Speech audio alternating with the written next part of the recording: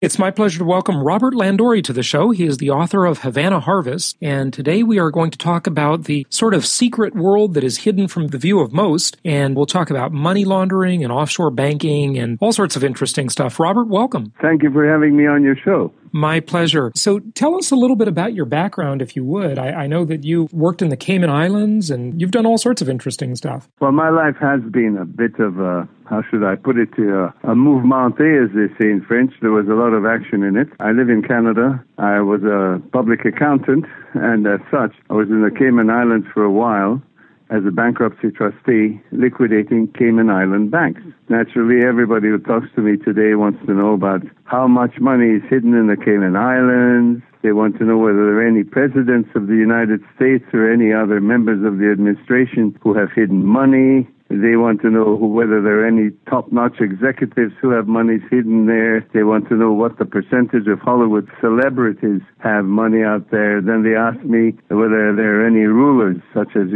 kings and prime ministers and presidents of countries. And that's very topical, actually, that one, because Mubarak, who recently, of course, stepped down in Egypt, forced to, they're speculating that he has up to $70 billion in offshore assets, huh? I would not be surprised. Well, he's been there, he's been at the trough for an awful long time. He was there for 30 years. He wouldn't be the only one. Anybody that you can think of who's been at it. Noriega from Panama, right? Batista in Cuba, just to mention two. Salinas in Mexico. Mr. Taylor and Samuel Doe, Liberia. The Shah, Shah Pahlavi from Iran before it became an Islamic republic. I'm sure that they've all had and have money offshore and hidden. I don't know whether Mubarak has 70 billion, but that's a lot of money, 70 billion. Sure is. Well, how are these people able to do it? Your book looks so fascinating, by the way, and I'm having a little trouble understanding at what angle you're coming from. Do people consult with you, for example, on how to keep money offshore? Or are you more of a person just writing about how people do it and how they're laundering their money and so forth? Or do people ask you how to protect their assets and things like that? People actually don't ask me. I write about it in books because, I'm a fiction writer and essentially I write thrillers. But, nothing happens in the world without a money transaction taking place. Incidentally, have you any idea of how many money transactions take place in the world in one day? Oh my gosh, I would have no idea. It must be an enormous number, but please do tell us. Are you ready for this one? I'm sitting down. I'm ready. 13 trillion transactions a day. 13 trillion transactions a day. That is an amazing, amazing thing. What a world we live in. And you know that I have Landori's law, which says that 13 trillion is also the amount of money in U.S. dollar value that are in secret banking offshore accounts. There are two kinds of offshore accounts, the perfectly legal ones. For example, General Motors or Citibank have offshore because they're not in the United States of America. Then there is one, what is called the flight or illegal offshore money, and that is, in my estimate, about $13 trillion. And who has it? Where they have it? Well, the Cayman Islands is one place. Everybody thinks that there's a lot in Hong Kong, but actually in Hong Kong, there's only about 7% of all the offshore money that is hidden there as illegal money. In my books, I should say, the one that you have read is Havana Harvest. In Havana Harvest, of course, the Cuban drug money is funneled through a Cayman bank account.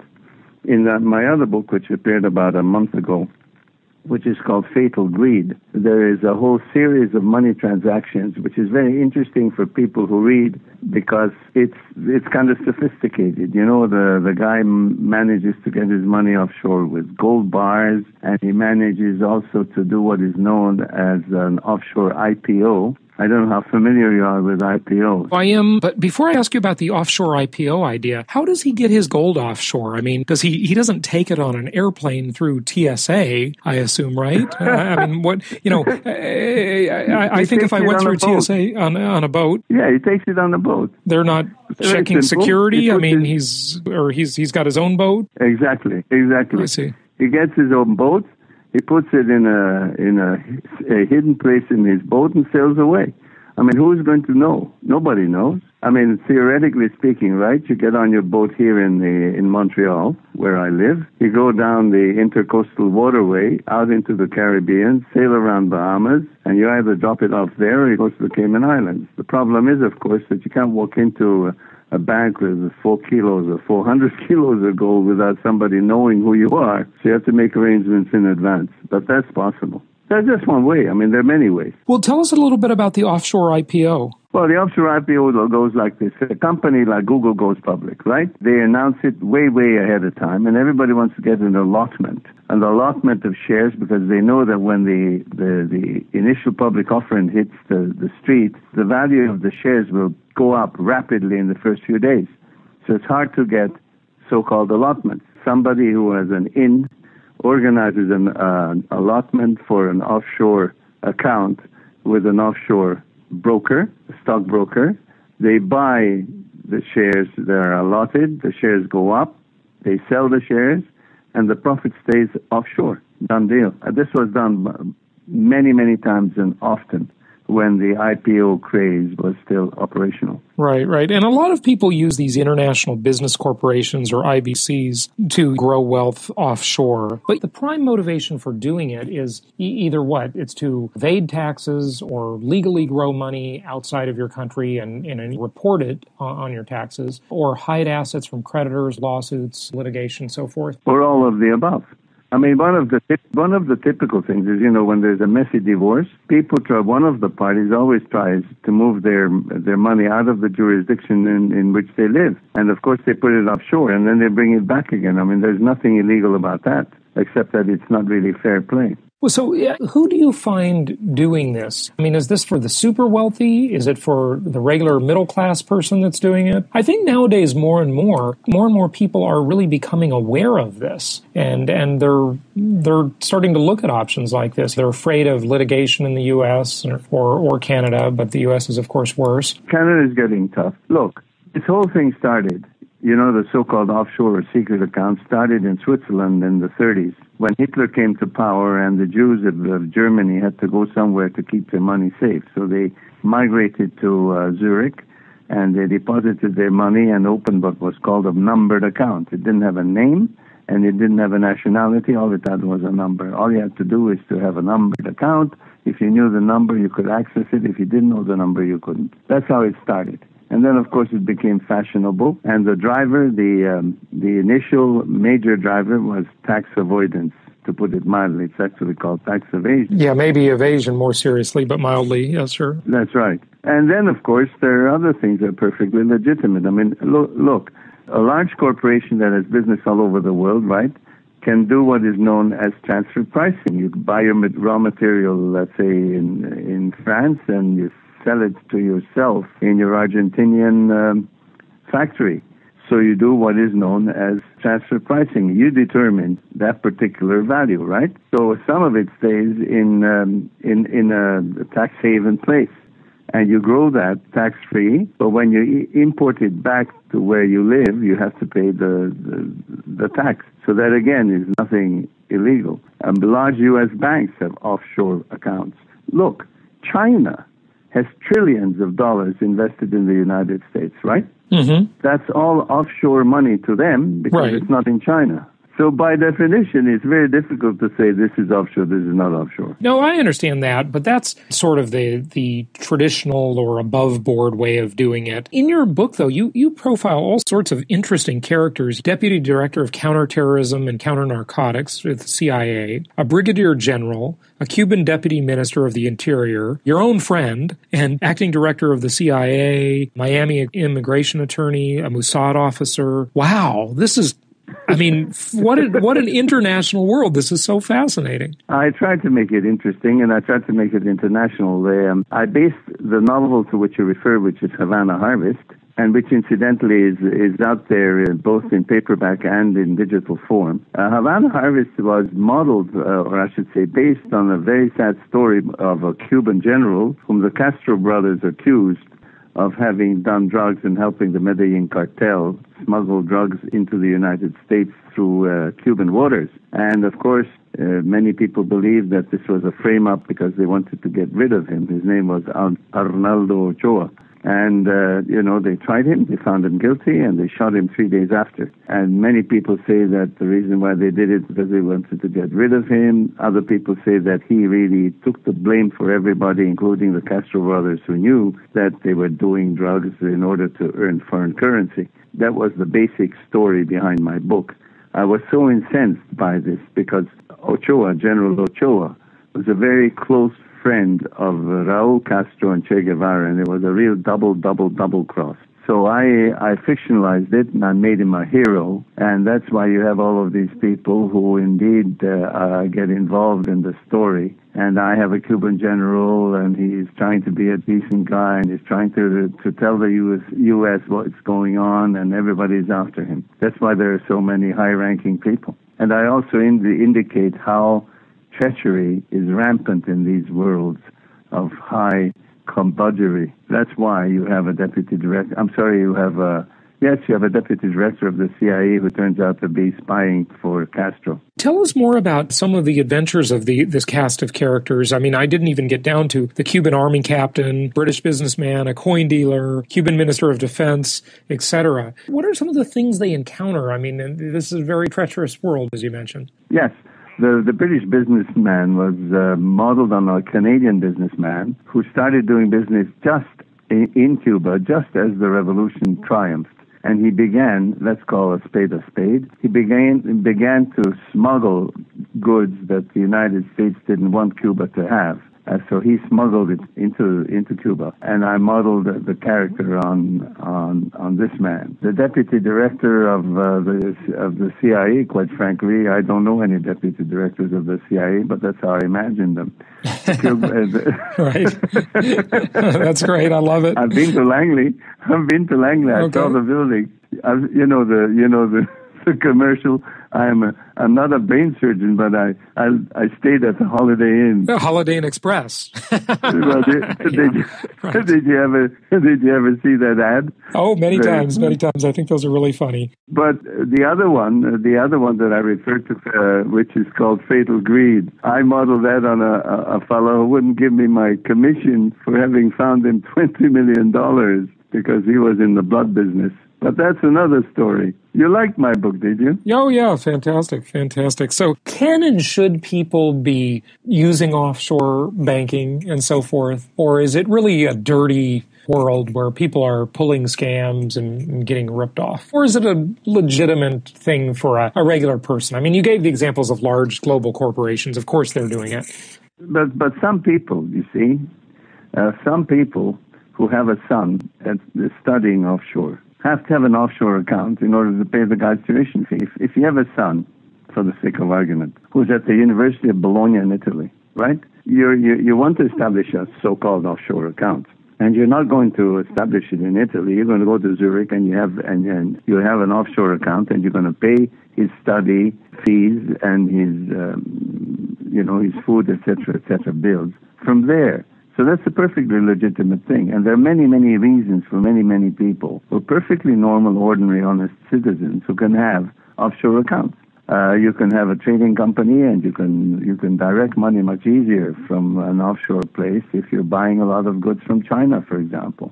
You go through Hong Kong. So there are perfectly legitimate ways of doing offshore business and having offshore accounts. But of course, we're not talking about that. The fascinating part of it is who does it in a way that it is tax sensitive from the point of view of the United States and Canada. You know that there's a German guy who's actually a Swiss guy who is now selling the names of clients of the Swiss bank to the IRS. So that was a big thing that came out last year, and the Obama administration has really been attacking this kind of stuff. And they did an amnesty for a while to get people to fess up and just pay their tax bill. But I hear that Swiss bankers don't even want to take American accounts anymore, right? That is right, because the Swiss banks are exposed. They're exposed because they have a lot of money in the United States and in Canada. And they know that if the United States retaliates, and if the Swiss bankers don't fall in line, they're going to get hit economically in a very, very decisive way. Consequently, they don't want to take that risk, and they don't want to take any more accounts from Canada or the United States. But as I said, there are a lot of people whose money originates from the 1930s, Jewish people who had their money right from there, and some people actually inherited generation after generation offshore money. And they have to be, this problem has to be resolved, and amnesty has to be granted to the people who are in that unfortunate position. Otherwise, most of their money would just disappear because they would have to pay taxes, interest, and, fines. It's, how do I put it to you? Can you stop this? The answer is no, because there always will be some of this stuff going on. But for the ordinary Joe, a man who works in a company where he gets his salary and where he's a middle income earner, there's no sense in having an offshore account. Because offshore account keeping is expensive. I mean, you have to open an offshore account, you have to communicate with it, you have to pay a management fee, etc., etc., etc. Unless you have $1 million, it's not worth even thinking about it. Oh, really? Okay. All right. So are there any advice in amongst the fiction writing, which is always based on some degree of truth for sure, and in your case, probably a large degree of truth. Is there any advice that you have for offshore account holders or things like that on best practices? Yes. Have a wonderful accountant and have an even better lawyer. And listen to what they have to say. Don't do anything foolish, because a lot of these offshore, how do I put it to you, very attractive offers are really schemes to defraud you. I mean, Madoff had some money offshore. Over here in Canada, we had a couple of people who were actually collecting money and swindled people out of hundreds of millions of dollars. It was just a straight grab. They said offshore, interest without taxes, etc., etc. And, when they had $100 million, they pulled the plug. To pull the plug is very simple. All you do is you buy a piece of property for $100 million, for example, right? And you sell it for $1 million. You've lost $99 million, right? How come you did that? Because I made a mistake, he says, right? I made a mistake. I lost the money. Whereas the money is somewhere safe in another account in the same jurisdiction. I mean, the chicanery that goes on is incredible. You talked about Mubarak. You know why he has so much money offshore? Well, he's been taking the U.S. aid that should have been going to his country, right? For example. But he was also getting ready for a very, very nasty shock, because he knew that one day he's going to have to run, like all the other guys who had to run. Like Noriega of Panama had to run, and Idi Amin had to run, and half a dozen other people. Salinas, the great Mexican wonder boy, he really ripped off his country. I mean, it's just, there it is. Greed, my friend, greed. It's certainly sad. It really is. Well, you've got several other books, right? Well, I've written this book, Havana Harvest, which you can, the best thing to do is to go to robertlandore.com, which is one word, robertlandore.com. I wrote a book about Cuba. I wrote another book called Fatal Greed, which is about a company that mismanufactures a bunch of surgical glue and poisons the entire world.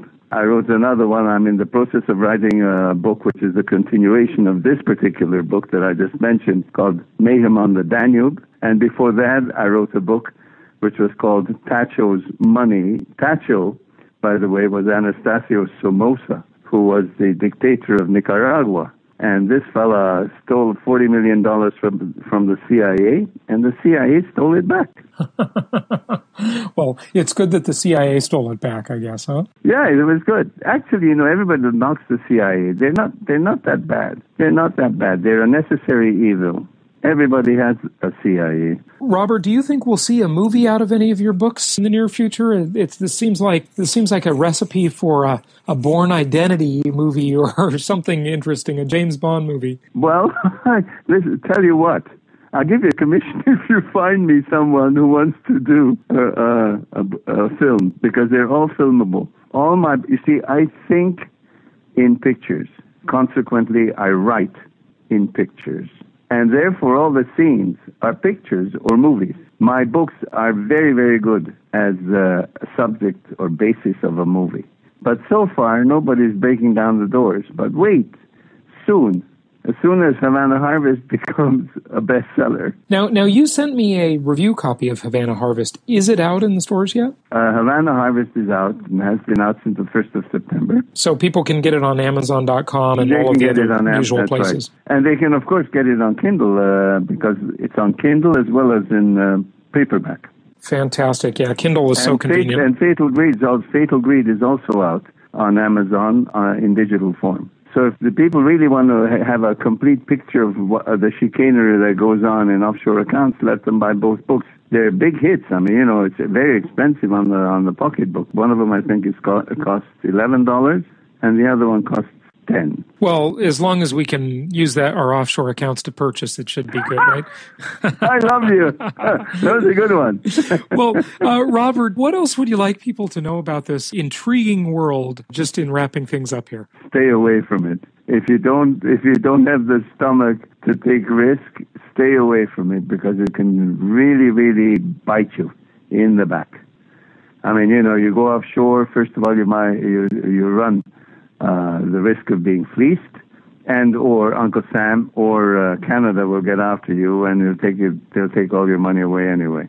So pay your taxes, be a good boy is one thing. Don't trust your politicians, but I think that is international, and get on with your life and try to make an honest living. Sure. Well, good advice. Robert Landori, thank you so much. The books can be found at robertlandori.com, and we really appreciate you sharing this intriguing world with our listeners today. Thank you. It was a great pleasure. Thank you very much indeed.